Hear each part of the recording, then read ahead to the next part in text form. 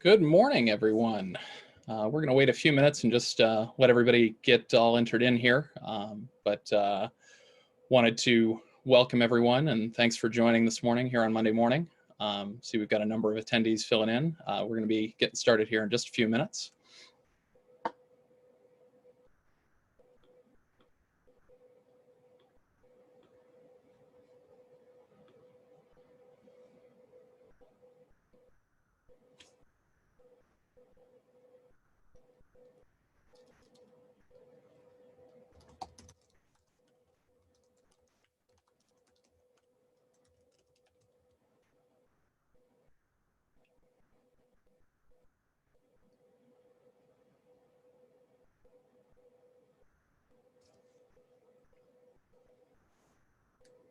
All right. Well, good morning, everyone. Welcome to Futureproof IT. So glad to have everyone attending. We've got a great schedule put together for you for the next few days here with our first of its kind virtual summit, trying to bring together ideas around technology leadership to address operational security and financial impact of COVID-19 on business IT operations, taking a look at, how we as IT leadership can help, support our organizations and support other businesses during this difficult time. The three organizers for the event include my company, Electrona. We're based here in the Washington, D.C. area. Tom Bridge, also one of our co-hosts with Technolutionary LLC, also based here in the Washington, D.C. area. And we also have another organizer, Yoann Gini with the Bellioni, based out of Marseille, France. So welcome to all of our attendees globally. I know that we have attendees stretching far across the globe today. I don't have a full list of every country, but what I can say is that we have sponsors and have raised quite a bit of money for charity. Our 4 or 5 sponsors here that we've got, I want to call out as well. Grove Technologies, John Brown based here in the DC area, Simple Thread, Autonomy Co-op, the New IT, as well as PC Medics. I want to thank you guys for supporting this event, helping us put it together, as well as spreading the information on your social media, inviting friends, colleagues, etc. One of the goals that we had as part of putting together this event was to raise funds in order to support efforts in order to assist those workers helping deal with this global pandemic.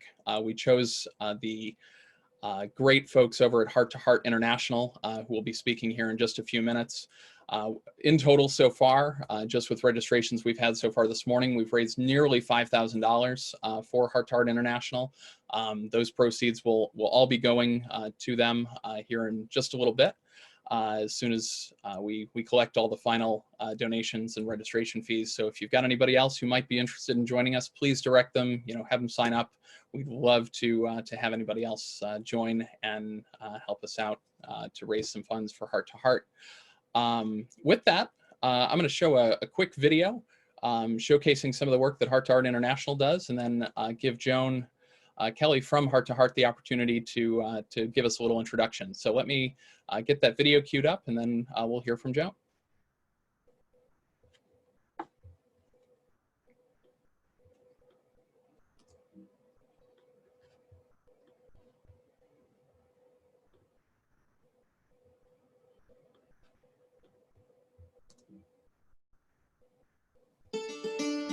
Since 1992, Heart to Heart International has been there wherever we're needed. We were there for Dorian. We were there for Harvey. And we were there in the fight against Ebola. We've been there in 130 countries to fight devastation, poverty, and isolation, providing more than $2 billion in medical and humanitarian aid, and distributing hundreds of thousands of hygiene kits, with the aid of more than 1 million volunteer hours. Now, we're there to fight against the spread of COVID-19, helping our communities stay safe, healthy, and engaged. To learn how you can be there with us, visit hearttoheart.org.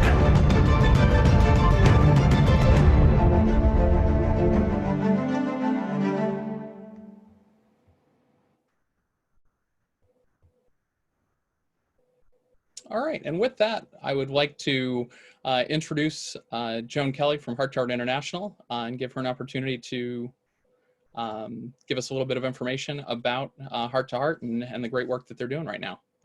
With that, take it away, Joan.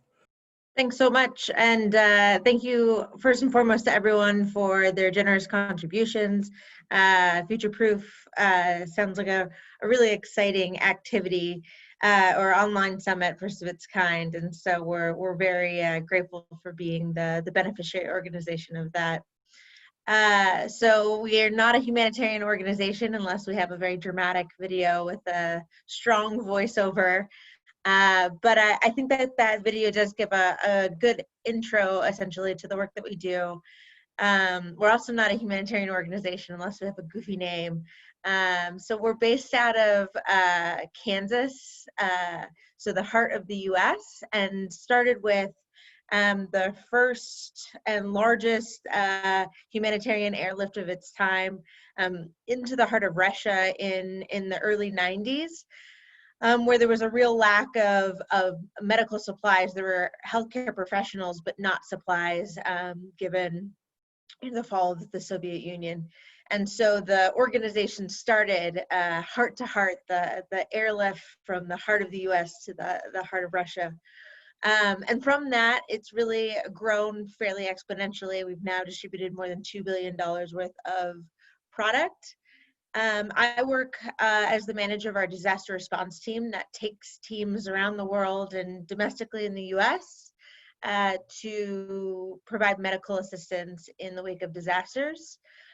So in the year I worked for Heart to Heart, we have brought a team to the US-Mexico border, Matamoros.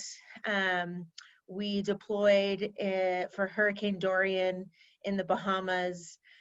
And literally we're the first medical team on the ground in Abaco, which is the hardest hit island in the Bahamas. And recently I took a team to the Marshall Islands, a small Pacific island nation, to set up their COVID-19 disaster response, essentially their preparedness and response. As of last night, they remain without any cases, so we feel quite proud of that. I would say largely because of their efforts and minimally because of what we were able to help. But generally speaking, we just go, typically around the world and try and assist. Now, certainly, we're impacted by the crisis just as many other organizations are. The last thing we want to do is essentially be outbreak monkeys, flying around the world bringing COVID-19 with us.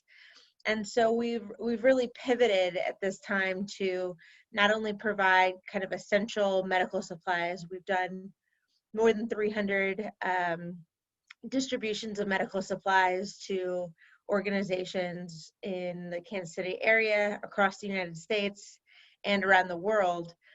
But we've also developed a COVID-19 essentially preparedness and response training package that we've now provided to more than 500 individuals across 50 organizations, reaching over 100,000 people. And this is kind of how we're trying to blend our work and say, listen, it doesn't make a lot of sense for us to show up and make things more difficult for you.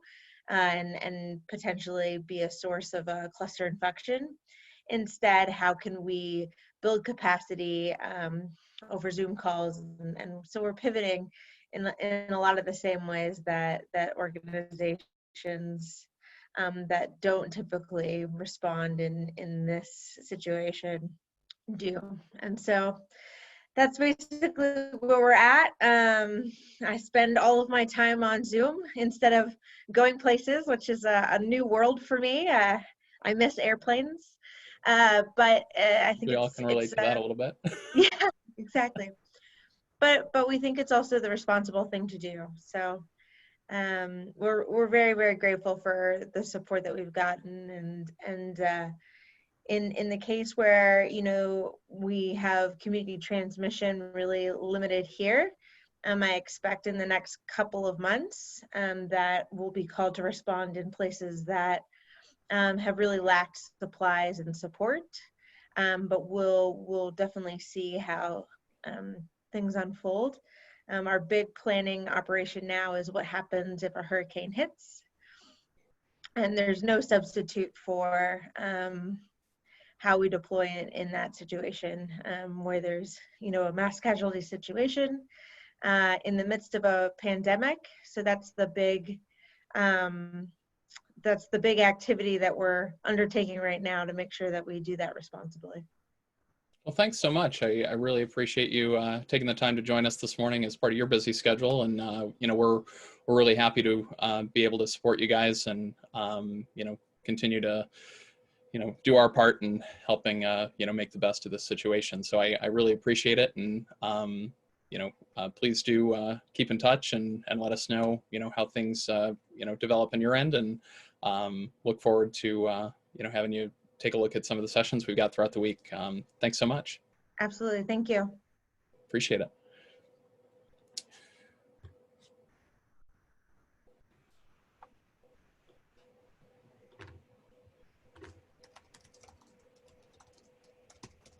So first up this morning, we've got Dave from Expel, going to be talking about, he's the Deputy Chief Information Security Officer for Expel.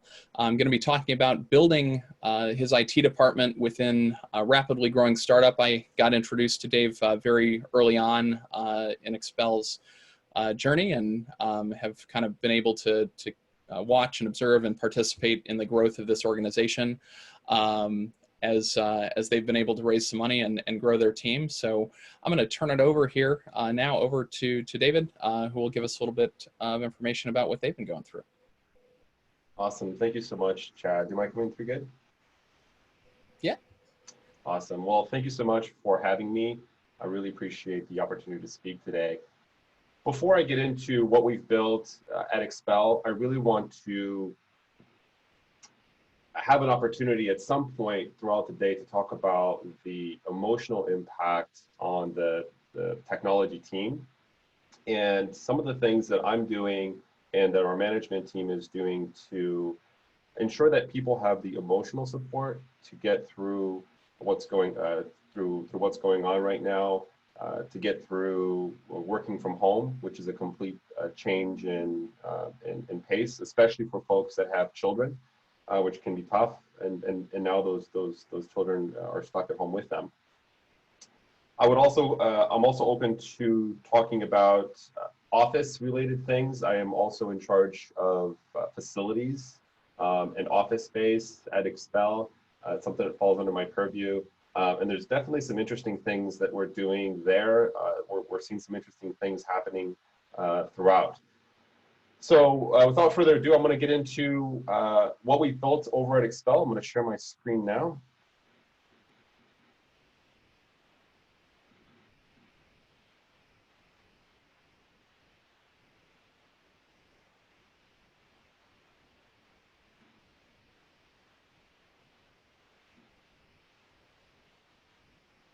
Awesome. I'm going to assume that everyone can see that. You're looking good. Awesome. So what do we do at Expel? I kind of want to set the stage.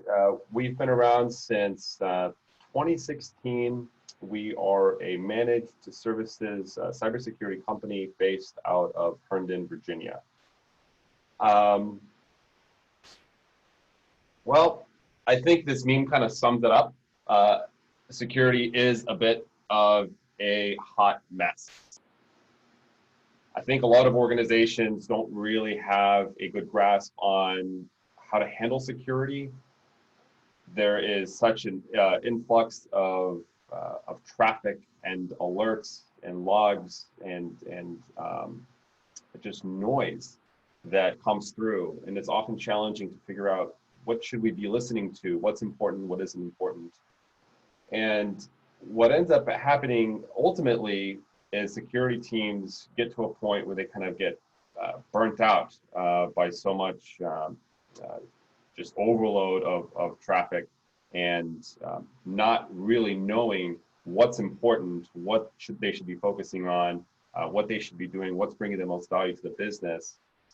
And at Expel, we decided to take on that challenge, solve that problem by essentially creating a product and a service. And then there's a kind of a third element, which I'm going to get into in a second. But essentially what Expel does is we hook up with customers that have either on-prem or cloud infrastructure, and we leverage their existing security, infrastructure, and investments. So we're not really selling you some sort of endpoint detection and response capability or some new firewall or some new sensor to install. What we're doing is we are hooking into infrastructure that you've already got, and we do that with an API. So for instance, that is going to be the case for a lot of cloud offerings.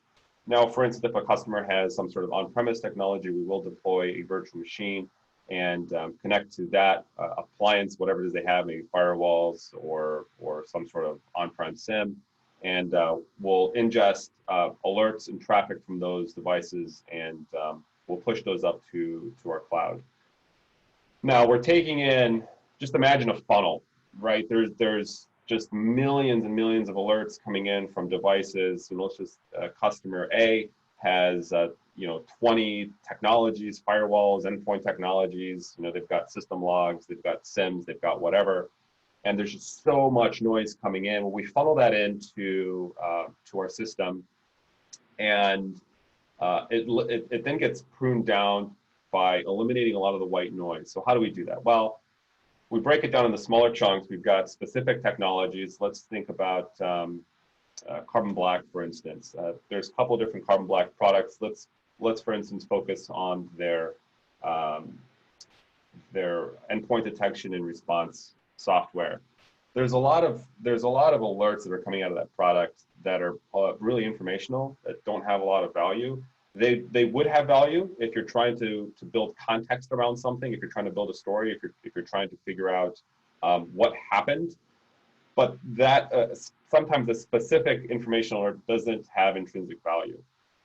So we build custom tuning for each technology, for each type of alert, which takes a little bit of time. But once it's built, it's something that we can apply to really any customer that has that technology. So far, we've built quite a bit. And now we're taking those millions of alerts and it's getting pruned down to thousands or perhaps hundreds. From there, we apply a bit of automation. No, it's not AI. It's really automation. We're looking at an alert from AWS. We're correlating it with something informational that happened in carbon black, perhaps, and we're building a story. And we're saying, hey, this on its own doesn't really mean anything, and this on its own really doesn't mean anything. But if you put them together, this doesn't really make any sense, because this user logged in from over here 5 minutes ago. Now they're logging in as root over here, in a different state, which doesn't make any sense.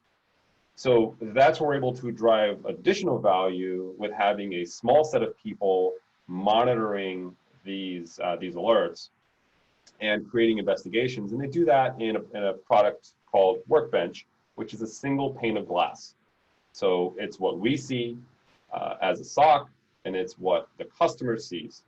So when alerts come in and they fall into different buckets, and an investigation is performed, every action is done live in the system, and the customer sees what we see. So again, another differentiator between a lot of MSPs out there that have a black box. They have access to your network, and you kind of hope that they're monitoring things and they're doing things that's in the SOW that they agreed to do, but you're just not really sure. And that's where Expel is different. Is we combine the technology with a unique way of providing that service without getting overwhelmed by just a heck of a lot of alerts that don't drive any value. So when we started Expel back in 2016, we had when we started the company and we put together IT and security, we kind of had the opportunity to kind of start from scratch. I myself come from a large organization. Previously, I've been small organizations, large organizations. I've operated in the consulting capacities, and I had a lot of experience kind of with the old ways of doing things. And in talking to the founders of the company, we decided to build a people-first IT and security organization. And there was two other things we wanted to do. We didn't want to rely on Active Directory. We wanted to be completely cloud native. Now, back in 2016, this was sort of not really a thing that you would do for companies that were going to scale to hundreds and thousands of employees. You would see this for smaller shops, nonprofits, running G Suite with 15, 20, 30 users. Everything was kind of done manually. You're not going to see, endpoint management. You're not going to see security solutions for those places. They're going to be running things that are coming out of Best Buy. So it was definitely a challenge for us to figure out how are we going to achieve security and a high level of automation if we're not running any traditional infrastructure, the stuff that's out there that you can buy, that you can easily integrate, that you can get support for. So how are we going to build this? Like as we were thinking about it, we decided that we needed to kind of have a compass. And this is where we really started to differentiate from a lot of the companies that I used to work for and a lot of what I see my peers doing. We decided to create guiding principles for IT, which when I say it, I still think about that and I think it's awesome. Guiding principles is the compass that we use on the IT and security team to help us think about and frame decisions that we make and how we help our people. And one of the things that we do is we don't call our people users. They're people, we call them people. So we want to get away from that kind of traditional mindset and the way that folks generally think about support and IT and security. So from the beginning, we took IT and security, we put them under one umbrella. So instead of having an IT and security team, we bundled them together and created one cohesive team. And the idea there was to think about security as you're implementing IT solutions and to not have a scenario where you're throwing things over the fence as you're building solutions. Like here's a typical scenario at a small to medium, even perhaps a large size business. I go trial a new product. I think it's awesome. I have budget. I buy it. Then I go about talking to the privacy folks and saying, hey, is this company somebody we should be doing business with? Can we approve them as a third-party vendor? Should we look at their contract from a legal perspective? And that's a complete nightmare because then those guys are feeling like, wow, you really should have involved us in the beginning. Then I go to the security team and I say, yeah, gee, I'm not really sure if this product is secure. Can we check it out, install it, see if it's doing anything weird on our endpoints? Does this company really have their security stuff together? Are they SOC 2 compliant, for instance, or ISO, or do they have encryption set up on their endpoints? Just a general check. And that's normally what happens at organizations. We decided to get away from that, and we thought that we could really build trust by having everything under one umbrella. So the guiding principles, make the easy path the righteous path. And really what we're saying here is we got to find and support the easiest way to do something, the default way to do something. User error is an opportunity for improvement. So every time, again, I think this kind of speaks to our feedback loop.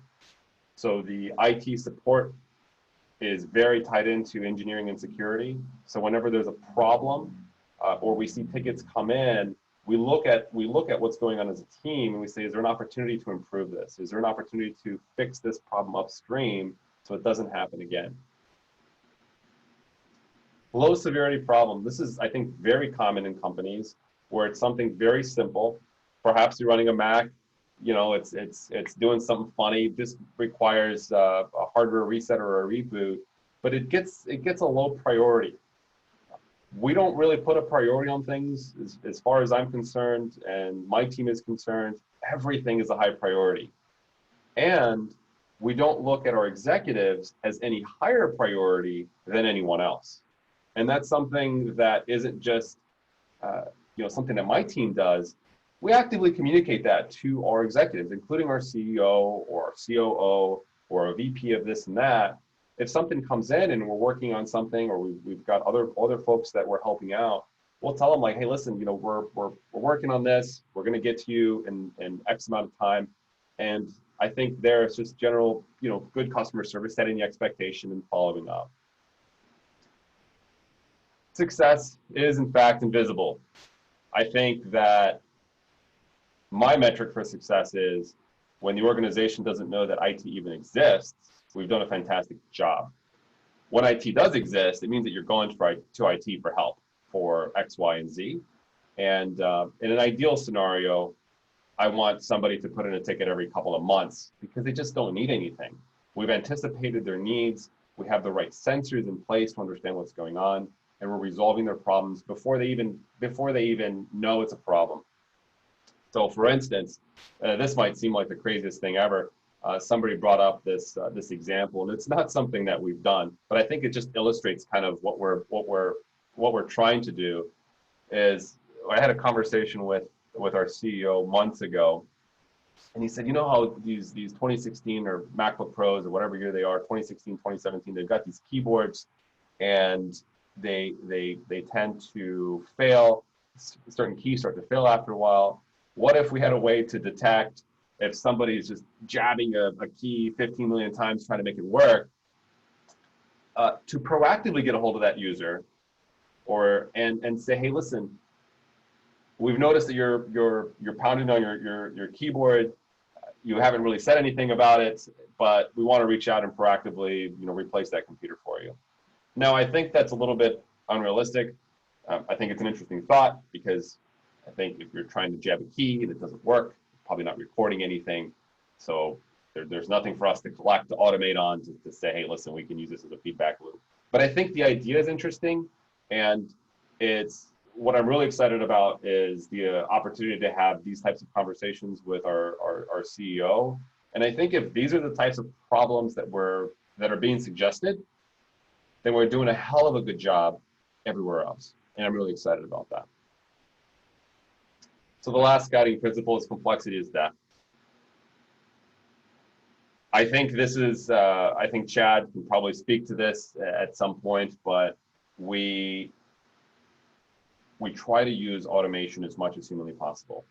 The more manual processes, you know, you've got procedures and documentation that need to be followed, the more of these things that our organization adds, the harder it is for those things to get followed, not just by the individual that's currently in that seat, but as the organization grows and IT and security personnel either get promoted, move into other departments, or leave the organization, it becomes very difficult to transpose all of these things that were done before, this manual process here, and this manual process here, and this manual process here. Then it gets compounded as the organization grows.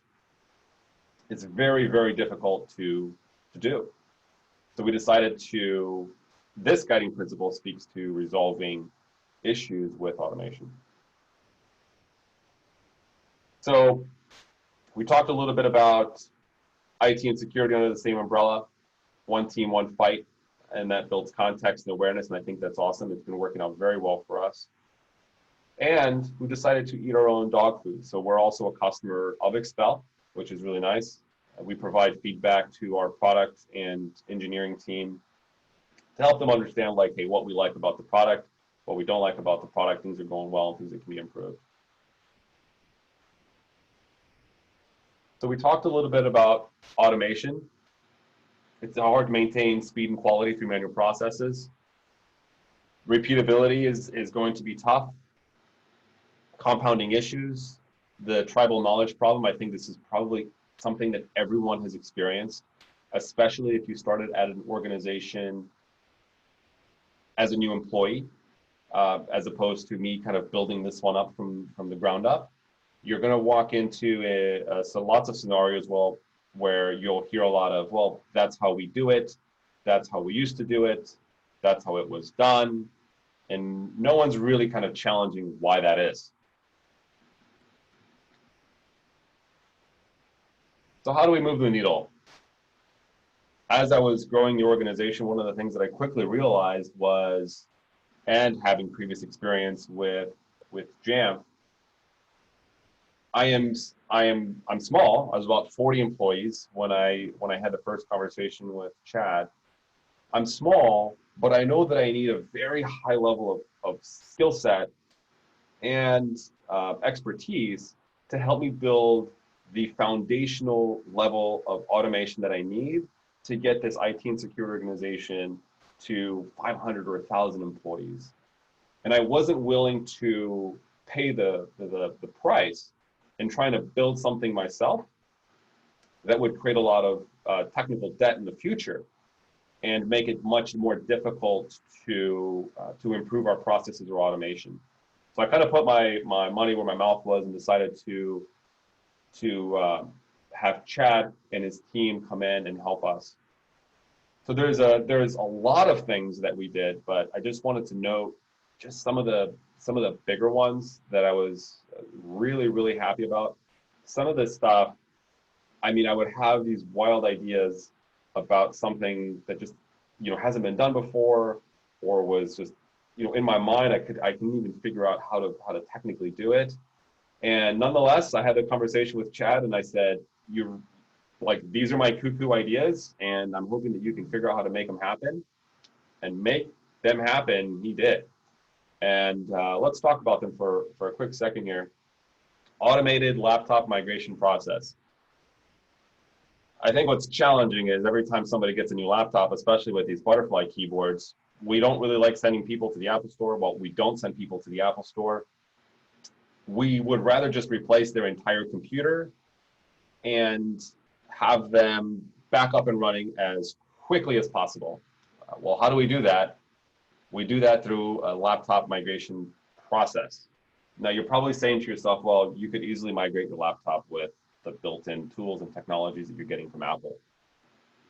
The answer to that is true. Yes, that is very much doable, but there's a lot of things that are going to be missed in that process, especially since that is more or less not designed to work for an enterprise environment.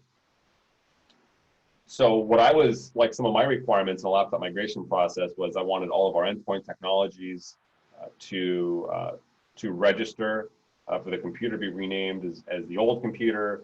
I wanted to see that check-in from the cloud happen. I wanted to see all of their documents backed up and restored to the new machine.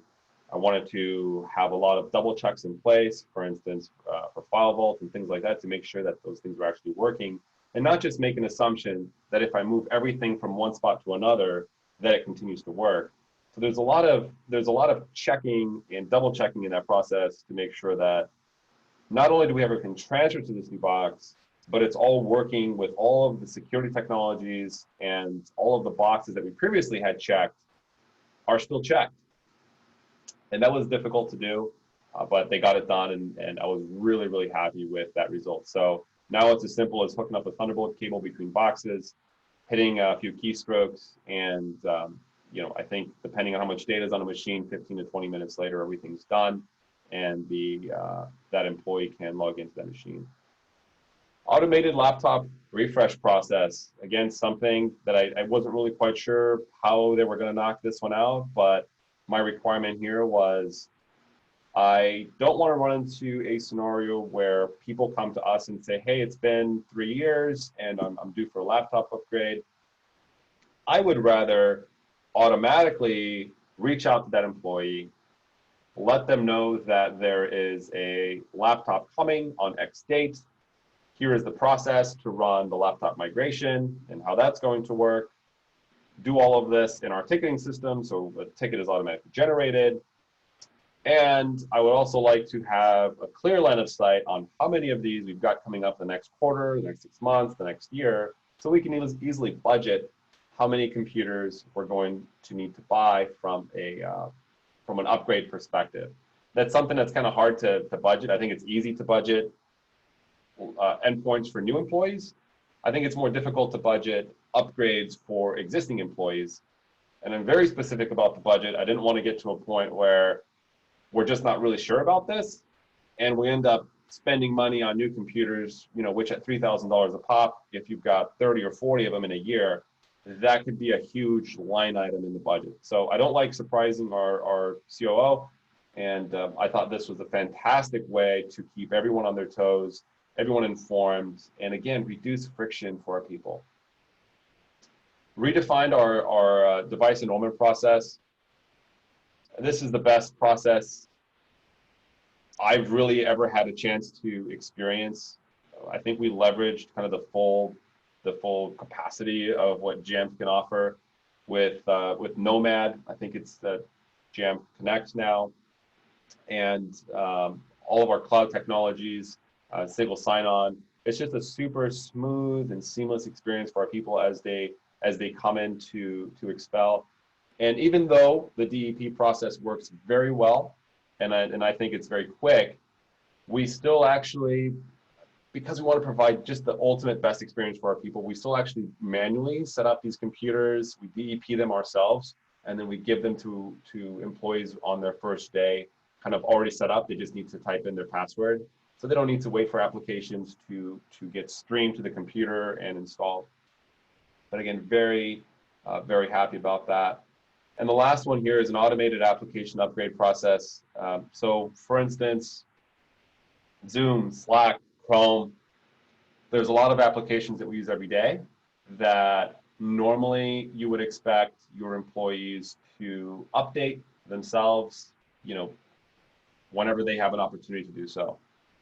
So we've actually created a process where the upgrades happen automatically for all of these technologies. So you'll get a notification on your computer that says, hey, this product needs to get upgraded. It'll happen pretty seamlessly, pretty quickly, and the user is informed at all times on it's going to take this long, and this is why we're doing it, and this is why it's important. So as a security company, we try to do a good job in telling our people, hey, listen, we got to walk the walk.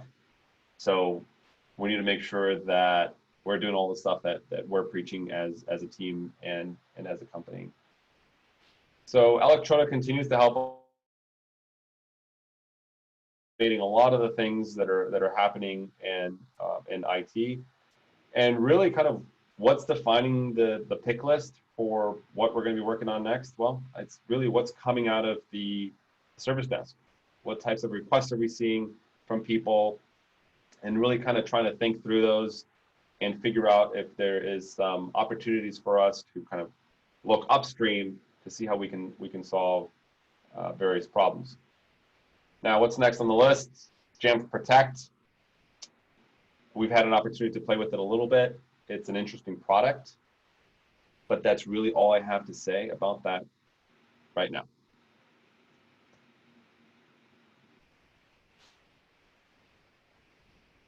So we talked about kind of what you should be working on next. We talked about using the feedback loop from the support desk to do that. But there's really another way, and that way is through metrics. I think metrics, when you think about it, similarly to how you think about security, there's a lot of information coming from a lot of different places. So you've got your service desk, your ITSM giving you a set of metrics and reports and dashboards. You've got your endpoint technologies giving you this, that, and the other. You've got Jamf providing information. So there's a lot of things to kind of check up on. And the question is, when you're checking into these things, what are you checking for? I think that's, you could easily document that, but then it also becomes difficult to figure out, well, how do you keep your team, how do you keep them kind of responsible for making sure that, you know, we're not hitting, for instance, you know, all of our computers are encrypted, or how do you make sure that, you know, you're not, you know, half of your organization's, you know, endpoints, you know, Mac operating system is completely out of date. That's very difficult to do when you have, you know, dozens of applications and cloud services. So I thought the best way to do that is to use a business intelligence platform, where again, generally you're not seeing business intelligence platforms leveraged in smaller companies, and especially for IT and security. Generally, you'll see BI platforms used for financial, you know, data, or for product teams and things like that. And again, you'll see them at much larger and more mature organizations, because it is a big investment to make from a technology perspective to acquire the software, and a larger investment to have somebody run it and figure out how to pull in the data, how to normalize that data, which basically means transforming the data, and then display the data in a useful way. And that useful way is by creating thresholds for each type of data that you're collecting. So we've gone through an exercise with support, with engineering, with security, to help understand, like, what are the things we really care about? Like, forget what our products that we have are capable of recording and monitoring. Like, what do we really care about? If you forget about that for security, like, what are the things that we care about? For Jamf, what are the things that we care about? So we compiled a list. And then we started pulling all of that data into one BI platform, and we said, what kind of data can we extract by the API for that platform?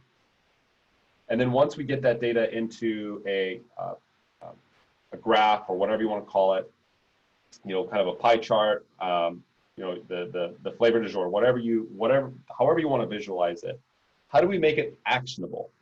Because I think seeing data is interesting, but I think doing something about it is ultimately what you want to do.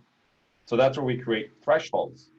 So for instance, if we've got computers that are checking in, but we're also doing a check to see if we're capturing the file vault key, and the file vault key has not come in, we can have the system trigger a Slack alert or a text message to the security team, say, hey, this is important. It's exceeded the threshold that you set, and it's something that you need to look at and do something about.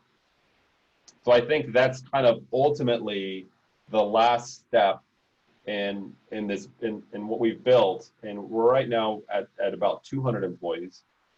I think it's really the last step to completing that feedback loop. So we're getting data from the support team, and the service requests that are being submitted by our people, and what we're closing out. That's one. And number two is, what is the data telling us? What kind of trends are we seeing from the data? So when we act on the data, we think back to our guiding principles. We're not resting on our laurels. We continue to improve. And the guiding principles kind of help define how, like, what we're focusing on, and how we're going about focusing on it, and how we're engaging with our people.